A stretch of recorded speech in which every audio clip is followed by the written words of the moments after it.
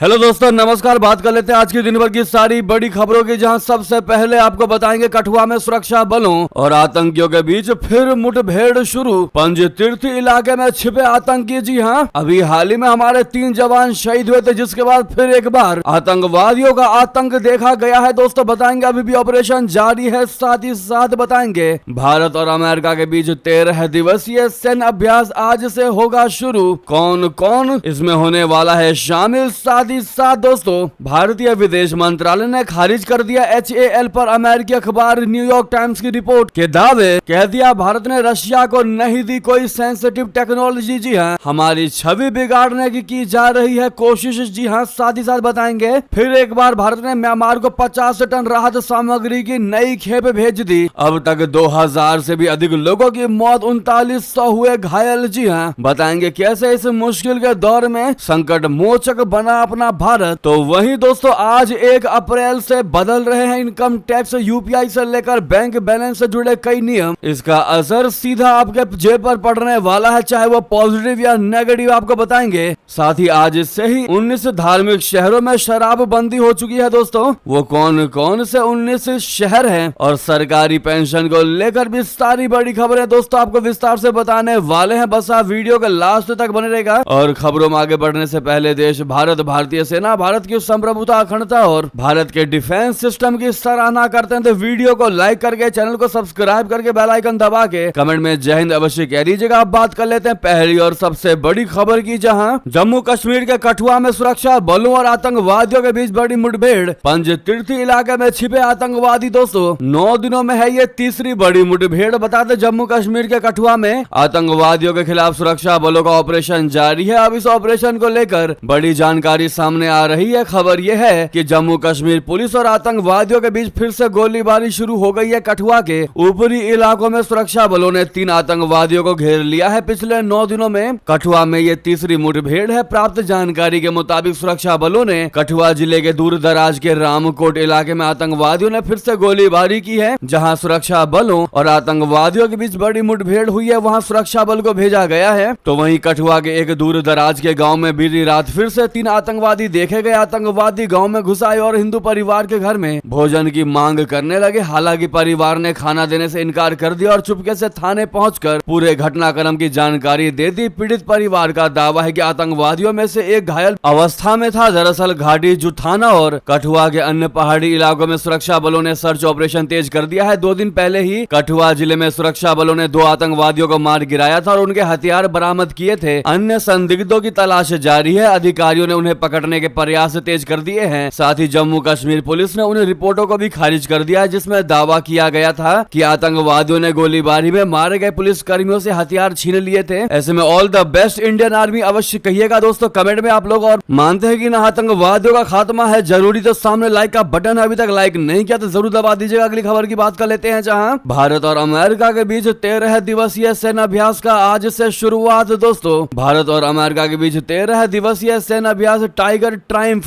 का चौथा संस्करण मंगलवार यानी आज से पूर्वी समुद्री क्षेत्र में शुरू होगा। इस अभ्यास में सेना के तीनों अंग शामिल होंगे। ये मानवीय सहायता और आपदा राहत यानी HADR संचालन पर केंद्रित होगा। भारतीय नौसेना के अनुसार इस अभ्यास का उद्देश्य HADR अभियानों में अंतर संचालन क्षमता विकसित करना और संकट या आपात स्थितियों के दौरान संयुक्त समन्वय केंद्र की स्थापना के लिए मानक संचालन प्रक्रियाएं तैयार करना है। इसने कहा है कि INS जहाज, घड़ियाल, मुंबई और शक्ति हेलीकॉप्टर तथा समुद्र में निगरानी रखने के लिए लंबी दूरी तक गश्त करने वाले P-8I विमान के साथ नौसेना इस अभ्यास में भाग लेगी। भारतीय थल सेना से 91वें इन्फेंट्री ब्रिगेड और 12 मैकेनाइज्ड इन्फेंट्री बटालियन के सैनिक, जबकि वायुसेना से C-130 विमान, MI-17 हेलीकॉप्टर और रैपिड एक्शन मेडिकल टीम इसमें शामिल होंगे। अमेरिकी नौसेना की ओर से US कॉमस्टॉक और USS राल्फ जॉनसन के साथ US मरीन डिवीजन के सैनिक इस अभ्यास में भाग लेने वाले हैं। दोस्तों नौसेना ने एक बयान के माध्यम से बताया है कि बंदरगाह पर यह अभ्यास 1 से 7 अप्रैल तक विशाखापत्तनम में आयोजित किया जाएगा, जिसमें प्रशिक्षण, खेल और सामाजिक कार्यक्रमों का आयोजन होगा। इसके बाद समुद्री चरण में भागीदार देश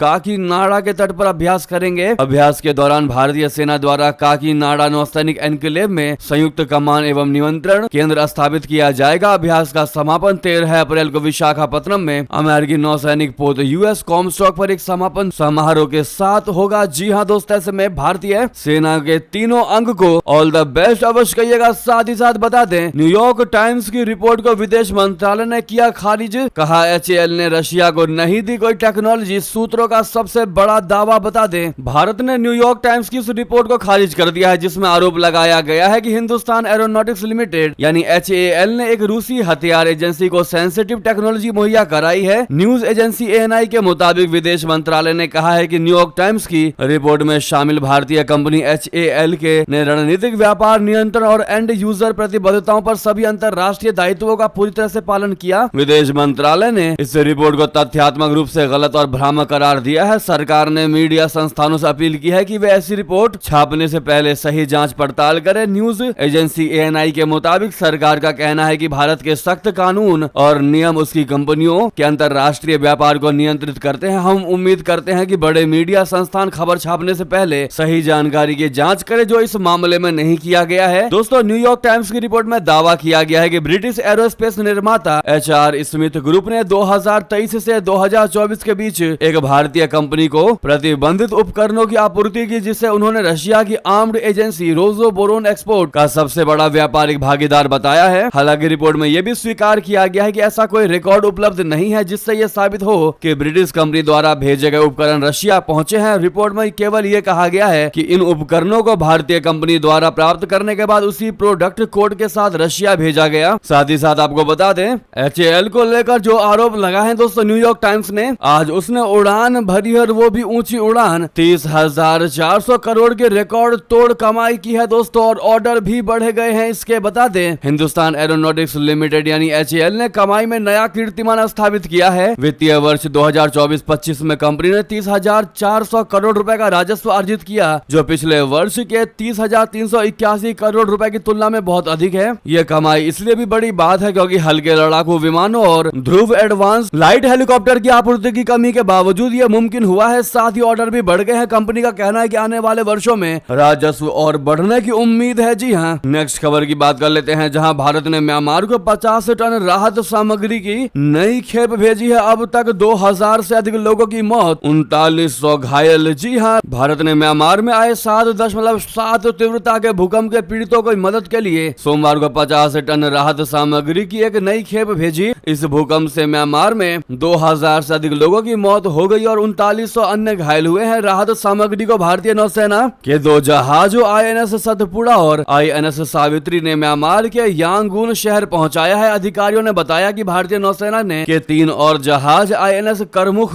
INS घड़ियाल और LCU-52 यांगून के लिए 500 टन से अधिक अतिरिक्त सहायता सामग्री लेकर रवाना हो गए हैं। भारत ने शुक्रवार को म्यांमार और थाईलैंड में आए भूकंप से हुई तबाही की त्वरित प्रतिक्रिया के रूप में ऑपरेशन ब्रह्मा नाम से राहत मिशन शुरू किया था। शनिवार को भारत ने भूकंप पीड़ितों की मदद के लिए 5 सैन्य विमानों से राहत सामग्री, बचाव दल और चिकित्सा उपकरण म्यांमार भेजे थे। म्यांमार स्थित भारतीय दूतावास के मुताबिक भारतीय वायुसेना का एक और C-130 विमान के मंगलवार को 15 टन से अधिक राहत सामग्री लेकर मांडले में उतरने की उम्मीद है। जी हाँ दोस्तों, आप कह सकते हैं कि हर किसी के संकट में संकट मोचक बनता है अपना भारत। म्यांमार से लेकर दुनिया भर में मदद करने के लिए जाना जाता है अपना भारत। दोस्तों, ये ऐसा पहली बार नहीं है। चाहे तुर्की और सीरिया में ऑपरेशन दोस्त हो, नेपाल में ऑपरेशन वसुदैव कुटुंब की भावना के साथ भारत अपनी मानवीय भूमिका को लगातार मजबूत कर रहा है और आपदा राहत में दुनिया का सबसे विश्वसनीय सहयोगी बनकर उभर रहा है। हमें गर्व है कि हम भारतीय हैं। कमेंट में जरूर कहिएगा दोस्तों, मेरा भारत महान लिख दीजिएगा। नेक्स्ट खबर की बात कर लेते हैं, जहां पलक झपकते ही दुश्मनों का खात्मा कर देगी भारत की स्पेशल फोर्स। लेटेस्ट हथियार ड्रोन से होंगे लैस। दोस्तों, भारत अपनी स्पेशल फोर्सेस को और मजबूत करने की दिशा में काम कर रहा है, इसीलिए विशेष बलों की कोवर्ट क्षमताओं को बढ़ावा दिया जा रहा है। ये फोर्सेस दुश्मन के इलाके में छिपकर उनका निपटारा कर सकती है और आतंकवाद से भी लड़ सकती है। इन्हें खास तकनीक सिखाई जा रही है और ट्रेनिंग दी जा रही है। टाइम्स ऑफ इंडिया की रिपोर्ट्स के मुताबिक इन फोर्सेस को उन्नत हथियारों से लेकर नेक्स्ट जनरेशन कम्युनिकेशन सिस्टम तक जैसे चुनौतियों से कैसे निपटना है, इसकी ट्रेनिंग दी जा रही है। भारत के विशेष बलों के पास अब दुनिया के कुछ सबसे उन्नत सैन्य उपकरण है, जिससे उनकी गुप्त ऑपरेशन करने की क्षमता बढ़ गई है। साथ ही साथ आपको बता दें, भारत को F-35 का ऑफर और पाकिस्तान को F-16 के लिए फंड। चालबाज अमेरिका का ग्रेट गेम का हुआ सबसे बड़ा खुलासा। दोस्तों, अमेरिकी राष्ट्रपति मिस्टर डोनाल्ड ट्रंप ने अपने अपने पिछले कार्यकाल की नीतियों और निर्णयों को पलटकर दुनिया को चौंका दिया है। ट्रंप की नीतियों से पूरी दुनिया हैरान है। इसमें अमेरिका के दुश्मन ही नहीं बल्कि दोस्त देश भी शामिल है। अब एशिया में ही ट्रंप ने दो दुश्मनों को आमने सामने करने के लिए उचित चाल चल दी है। ट्रंप ने एक और भारत को अमेरिका का सबसे शक्तिशाली लड़ाकू विमान F-35 का ऑफर दिया है, वहीं पाकिस्तान को अपने F-16 लड़ाकू जेट ब्रीड को बनाए रखने के लिए बजट जारी किया है। हालांकि इस बजट में शामिल पैसा पाकिस्तान को सीधे नहीं मिलने वाला। जनवरी 2025 में पदभार ग्रहण करने के तुरंत बाद ट्रंप ने अमेरिका के हितों को प्राथमिकता देने के लिए मानवीय सहायता सहित सभी प्रकार की सहायता को रोकते हुए 90 दिवसीय विदेशी मदद को फ्रीज करने का आदेश दिया था। हालांकि जनवरी के अंत तक ट्रंप ने अपना रुख बदल दिया और मध्य पूर्व में अमेरिका के सबसे करीबी सहयोगी मिस्र और इजराइल को सैन्य सहायता प्रदान करने की छूट दे दी है। इसके बावजूद ट्रंप ने अपने आदेश में कुछ ऐसे भी प्रावधान किए जिसने रक्षा विशेषज्ञों के कान खड़े कर दिए हैं। दोस्तों साथ ही साथ बता दें, पाकिस्तान का बड़ा ही सख्त कदम 30 लाख अफगानों को देश से निकालने का दे दिया आदेश। जी हां, पाकिस्तान ने इस वर्ष 30 लाख अफगानों को देश से बाहर निकालने की योजना बनाई है, क्योंकि राजधानी और आसपास के इलाकों को 31 मार्च तक स्वेच्छा से छोड़ने की दी गई समय सीमा सोमवार को समाप्त हो गई है। ये अक्टूबर 2023 में शुरू की गई राष्ट्रव्यापी कार्रवाई का नवीनतम चरण है, जिसका उद्देश्य पाकिस्तान में अवैध रूप से रह रहे विदेशियों को देश से बाहर निकालना है, जिनमें अधिकतर अफगानिस्तान के नागरिक है। इस अभियान की मानवाधिकार समूहों, तालिबान सरकार और संयुक्त राष्ट्र ने कड़ी आलोचना की है। एसोसिएटेड प्रेस द्वारा देखे गए सरकारी दस्तावेजों के मुताबिक गिरफ्तारी और निर्वासन की प्रक्रिया 1 अप्रैल से शुरू होने वाली थी, लेकिन ईद उल फित्र की छुट्टियों के कारण इसे 10 अप्रैल तक टाल दिया गया। अंतर्राष्ट्रीय प्रवासन संगठन के आंकड़ों के मुताबिक पिछले 18 महीनों में लगभग 8,45,000 अफगान पाकिस्तान छोड़ चुके हैं। पाकिस्तान का कहना है कि 30 लाख अफगान बचे हैं। इनमें से 13,44,584 के पास पंजीकरण प्रमाण पत्र है, जबकि 8,07,402 के पास अफगानिस्तान के नागरिक कार्ड हैं। इसके अलावा 10 लाख अफगान ऐसे हैं जो अवैध रूप से देश में हैं, क्योंकि उनके पास कोई कागजात नहीं है। साथ ही साथ बता दें, हमास ने ट्रंप के गाजा प्लान के खिलाफ आखिर किससे कर दिए खतरनाक अपील, कह दिया दुनिया में जहां भी हो हथियार उठाओ और कार्रवाई करो। जी हां, गाजा के सशस्त्र आतंकी संगठन हमास ने सोमवार को दुनिया भर में अपने समर्थकों को आह्वान किया है, रिक्वेस्ट किया है और उनसे अमेरिका के राष्ट्रपति ट्रंप के गाजा प्लान के खिलाफ हथियार उठाने की अपील की है। अमेरिकी राष्ट्रपति डोनाल्ड ट्रंप के गाजा प्लान के तहत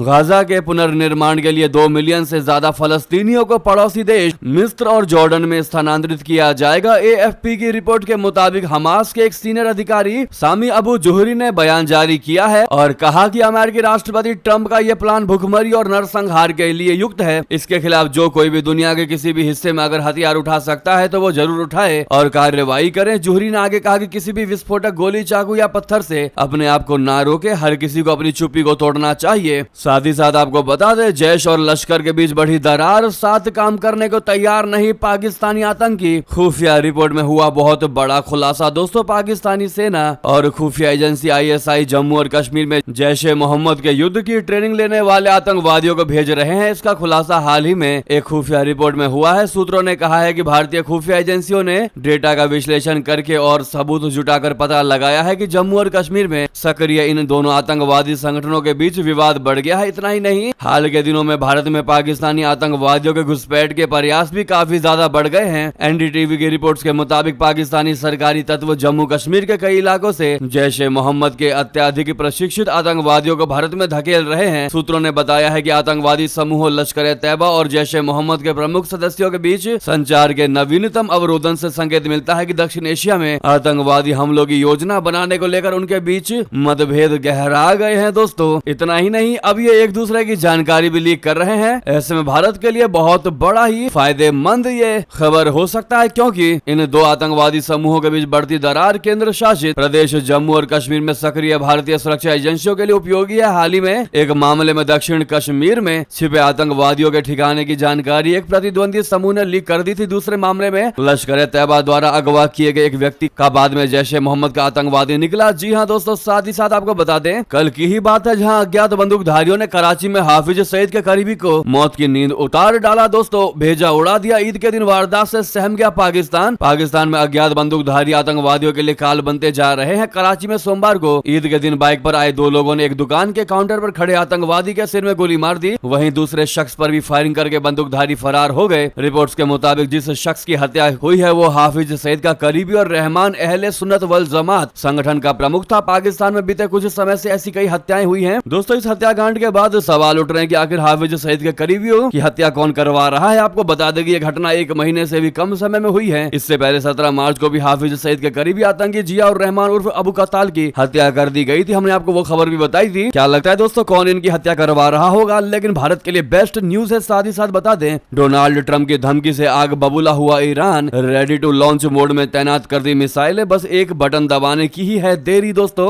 अमेरिका और ईरान के बीच परमाणु समझौते को लेकर तनाव चल रहा है। अमेरिकी राष्ट्रपति डोनाल्ड ट्रंप परमाणु डील न करने पर ईरान पर भड़क गए हैं। उन्होंने सीधा धमकी दे दिया है कि अगर ईरान उनके साथ परमाणु डील नहीं करता है तो वो ऐसी बमबारी करेंगे जो ईरान ने पहले कभी सोची तक नहीं होगी, देखी तक नहीं होगी। इसके अलावा अमेरिकी राष्ट्रपति ने ईरान पर सेकेंडरी टैरिफ लगाने की भी बात कही है। ईरान ने भी अमेरिका की इन धमकियों का मुंहतोड़ जवाब देने के लिए कमर कस ली है। दोस्तों, तेहरान टाइम्स की रिपोर्ट्स के मुताबिक ईरान की सेना ने भी अपनी मिसाइलों को रेडी टू लॉन्च मोड में तैयार कर लिया है। इसको लेकर ईरानी सेना का कहना है कि ईरान को सभी अंडरग्राउंड मिसाइलें शहरों में लॉन्चरों पर लोड कर दी गई है। वे लॉन्चिंग के लिए बिल्कुल तैयार हैं। यूएसए और उसके सहयोगियों को बड़ी कीमत चुकानी पड़ेगी। साथ ही साथ बता दें, मोहम्मद यूनुस ने उगला भारत के खिलाफ जहर। चीन से कहा कि बांग्लादेश में बनाइए अपना अड्डा, समंदर हमारा है। जी हाँ, कोई क्या ही करेगा। बता दें, बांग्लादेश की अंतरिम सरकार के मुखिया मोहम्मद यूनुस ने चाइना को बांग्लादेश में निवेश के लिए आमंत्रित कर दिया है। भारत के नॉर्थ ईस्ट के राज्यों को उन्होंने लैंड लॉक्ड बता दिया। मोहम्मद यूनुस हाल ही में 4 दिनों की चीन की यात्रा पर पहुंचे थे। सोशल मीडिया पर उनका एक वीडियो वायरल हो रहा है जिसमें वो कहते दिखाई दे रहे हैं कि भारत के नॉर्थ ईस्ट के राज्य, जिन्हें 7 सिस्टर्स भी कहा जाता है, वो पूरी तरह से लैंड लॉक्ड है। उनके पास सीधे समंदर तक पहुंचने का कोई रास्ता नहीं है। इस पूरे क्षेत्र में एकमात्र हम ही समंदर के संरक्षक हैं, हम ही गार्जियन हैं। उन्होंने कहा कि आपके यानी चाइना के लिए एक बड़ा अवसर है, हम आपको बुला रहे हैं। बांग्लादेश आइए और अपने बिजनेस का विस्तार करिए। यहाँ आप कई चीजें बना सकते हैं और यहाँ से पूरी दुनिया में सामान बनाकर भेज सकते हैं। ऐसे में दोस्तों, प्रधानमंत्री नरेंद्र मोदी जी की आर्थिक सलाहकार परिषद के सदस्य संजीव सान्याल ने मोहम्मद यूनुस का video social media platform x पर शेयर करके जमकर निशाना साधा। उन्होंने लिखा है, ये देखना बहुत ही दिलचस्प है कि मोहम्मद यूनुस चीन में पब्लिक के बीच जाकर भारत के 7 राज्यों को लेकर बात कर रहे हैं और बांग्लादेश में चीन को निवेश के लिए आमंत्रित कर रहे हैं, लेकिन भारत के 7 राज्य लैंड लॉक्ड हैं। ये कहने का उनका क्या मतलब है? तो वहीं भारत के डिफेंस एक्सपर्ट ध्रुव कोच ने भी जवाब देते हुए कहा है कि वो भारत के साथ बिजनेस नहीं बढ़ा रहे हैं। और रही बात कनेक्टिविटी की, तो ये हमारा मामला है, ये सरकार देखेगी कि कैसे क्या करना है। उन्होंने कहा कि कलादान रिवर प्रोजेक्ट जल्द ही पूरा होगा और हमें बांग्लादेश की आवश्यकता नहीं है। जी हाँ दोस्तों, आप समझ सकते हैं कि मोहम्मद यूनुस ने इतनी बड़ी हिम्मत कैसे कर दी और समुद्र में अपने आप को गार्जियन बता दिया दोस्तों, और बताने की कोशिश किया कि उस समुद्र पे भारत का कोई हस्तक्षेप नहीं है, तुम आओ और हमारे साथ व्यापार करो, जो कि भारत कभी नहीं चाहेगा। ऐसे में आप लोग क्या जवाब देना चाहेंगे? मोहम्मद यूनुस को कमेंट में जरूर लिखकर बताइएगा। लेकिन अगर आप भी मानते हैं कि भारत को इस मुद्दे पर यूनुस को घेरना ही चाहिए तो सामने लाइक का बटन है दोस्तों, अभी तक लाइक नहीं किया तो जरूर लाइक का बटन दबा दीजिए। साथ ही साथ नेक्स्ट खबर की बात कर लेते हैं, जहां पर बीएनपी प्रमुख की तबियत में हुआ सुधार। अगले महीने बांग्लादेश लौट सकती है पूर्व पीएम खालिदा जिया। दोस्तों, बांग्लादेश की पूर्व प्रधानमंत्री और बीएनपी प्रमुख खालिदा जिया की तबियत में सुधार हुआ है और वो अप्रैल के मध्य में लंदन से बांग्लादेश लौट सकती है। ये जानकारी उनकी पार्टी के एक नेता ने दी। बीएनपी के महासचिव मिर्जा फखरुल इस्लाम आलमगीर ने कहा है कि 79 वर्षीय खालिदा जिया के लौटने की संभावना है, लेकिन अभी इसकी पूरी पुष्टि नहीं हुई है। खालिदा जिया इस समय लंदन में अपने परिवार के साथ ईद मना रही है। 8 साल बाद वो अपने परिवार के साथ ईद मना रही है। इससे पहले साल 2015 और साल 2017 में भी उन्होंने लंदन में ईद मनाई थी। साथ ही साथ आपको बता दें, आईएफएस निधि तिवारी बनी प्रधानमंत्री मोदी जी की प्राइवेट सेक्रेटरी। कौन है ये अधिकारी? बता दें, department of personal and training यानी डिपार्टमेंट ऑफ टीडी ने हाल ही में मंत्रालय में कई अधिकारियों के कामों में फेरबदल किए हैं। इसी सिलसिले में आईएफएस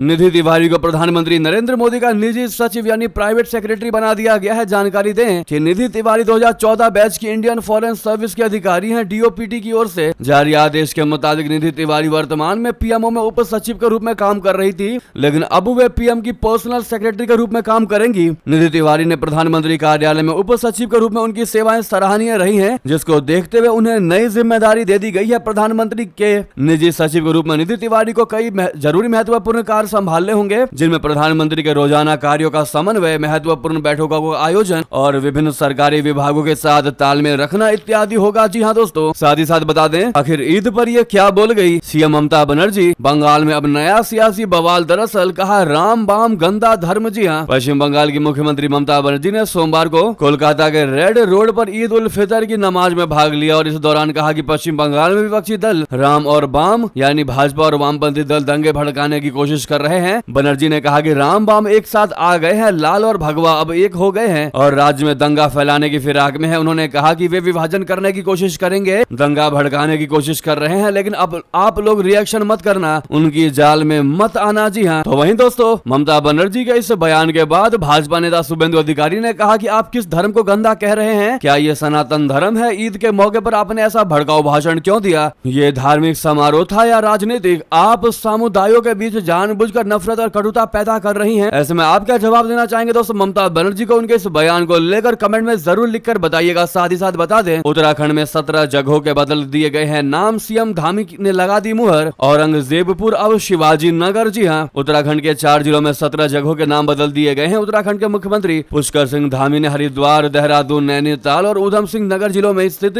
विभिन्न स्थानों के नाम बदलने के फैसले पर मुहर लगाई है। मुख्यमंत्री धामी ने कहा कि इन जगहों के नए नामकरण जनभावना और भारतीय संस्कृति एवं विरासत के अनुरूप किया जा रहा है। तो वहीं कांग्रेस ने इस फैसले को लेकर सरकार पर हमला बोला है। बाकी कहां पर कौन से नाम चेंज हुए हैं दोस्तों, उनकी लिस्ट आप स्क्रीन पर देख पा रहे होंगे। साथ ही साथ इतना ही नहीं, संभल में भी 47 साल बाद गूंजेगा जय श्री राम का नारा। राम नवमी की भव्य तैयारियां शुरू। जी हाँ, उत्तर प्रदेश का संभल जिला एक बार फिर सुर्खियों में है। हाल ही में ईद के जश्न के बाद अब यहाँ हिंदू समुदाय में राम नवमी को लेकर जबरदस्त उत्साह देखा जा रहा है। लगभग 5 दशकों के बाद यहाँ सनातन परंपराओं को पूरी भव्यता के साथ मनाने की तैयारियां चल रही है। दोस्तों अब राम नवमी को लेकर विशेष तैयारियां हो रही हैं, जिसमें बड़ी संख्या में श्रद्धालुओं के शामिल होने की उम्मीद है। दोस्तों इस बार राम नवमी पर संभल को अयोध्या की तरह सजाने की योजना बनाई गई है। साथ ही साथ बता दें, आज से ही हो जाइए तैयार। 1 अप्रैल यानी आज से बदल रहे इनकम टैक्स, यूपीआई से लेकर बैंक बैलेंस से जुड़े कई नियम, असर सीधे पड़ेगा जेब पर। दोस्तों इस बार महीना बदलते ही नए फाइनेंशियल ईयर की शुरुआत हो जाएगी। कई नियम बदलेंगे तो कई नियम लागू हो जाएंगे। इन नियमों का सरोकार आपकी जेब, आपकी जमा पूंजी, आपके बैंक बैलेंस से है, इसीलिए जानना बहुत जरूरी है। टैक्स से लेकर online payment system, UPI payment के नियमों में बड़ा बदलाव हो सकता है। 1 अप्रैल यानी आज से बैंकिंग, जीएसटी, इनकम टैक्स और डिजिटल पेमेंट समेत कई नियम बदलने वाले हैं। 1 अप्रैल से बदलने वाले नियमों की तैयारियां आज से ही शुरू हो चुकी है। दोस्तों नए टैक्स स्लैब 1 अप्रैल से लागू हो जाएगा। बजट में वित्त मंत्री ने इनकम टैक्स नियम को लेकर कई बदलाव किए और स्लैब में चेंज किया। आज से इनकम टैक्स स्लैब में बदलाव होने जा रहा है, यानी कि सरकार द्वारा टैक्स फ्री इनकम की लिमिट 7 लाख से बढ़ाकर आज से 12 लाख कर दी गई है। 1 अप्रैल यानी आज से यूपीआई पेमेंट के नियम बदल जाएंगे। एनपीसीआई के नियम के मुताबिक 1 अप्रैल 2025 से ऐसे मोबाइल नंबरों पर यूपीआई ट्रांजैक्शन नहीं होंगे जो लंबे वक्त से इनएक्टिव थे। साथ ही साथ एफडी में इस बार से ज्यादा फायदा होगा दोस्तों, क्योंकि आज से एफडी पर ब्याज दरें बढ़ा दी गई है। इनमें SBI, HDFC bank, Indian bank, Punjab bank, Sind bank और आईडीबीआई जैसे कई बैंक शामिल हैं। साथ ही साथ आज से स्टॉक्स पर डिविडेंड लेने के लिए आपको अपने पैन कार्ड को आधार कार्ड से लिंक करना ही होगा। साथ ही साथ आपको